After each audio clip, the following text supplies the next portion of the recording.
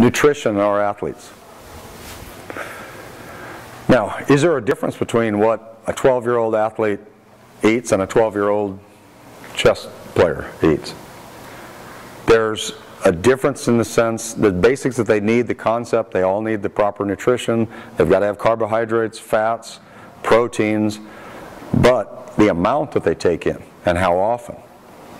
For our athletes, our big thing that we look at for all of them is you need to eat 4 to 6 times a day, I tell all of our athletes. Okay? 4 is minimum. 6 is what I like.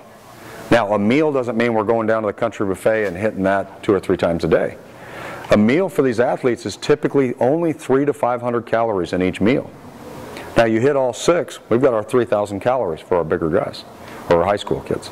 The other one's 300 to 400 in each is fine. We keep doing that. They will not keep that extra 500 calories, a high metabolism, sure they're burning, but extra calories doesn't help them. Extra protein beyond that doesn't help.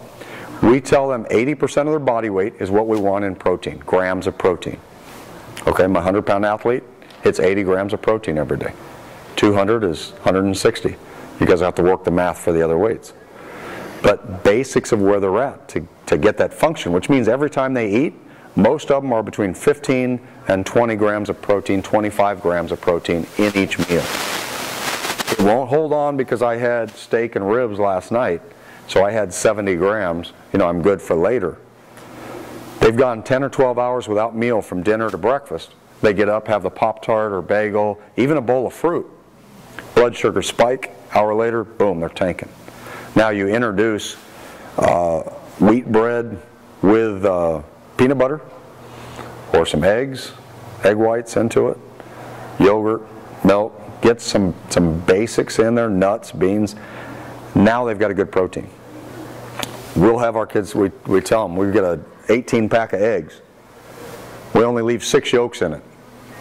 And then we stir it all up, we make our scrambled eggs at one time. The kids in the morning then, Monday morning on, can start making little breakfast burritos pretty quick. High protein, low fat cholesterol.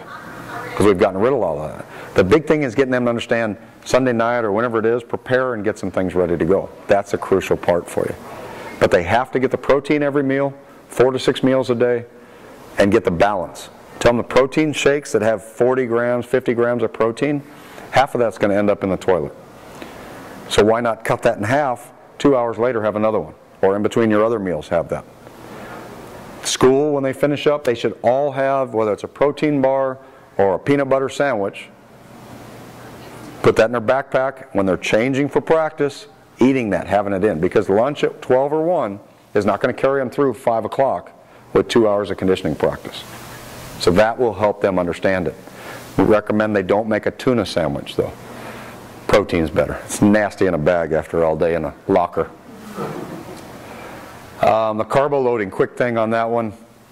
One of the myths about it, no matter what you eat that night before, it's not going to help you for a 10 o'clock or 12 o'clock activity the next day. Now, not eating, like some of the wrestlers out there, not eating and then not eating. Now you've been 18 hours or more without anything, and then expecting your body to perform is not going to work. If you maintain that balance of carbs and protein all day consistently, you're going to be energized and ready to go.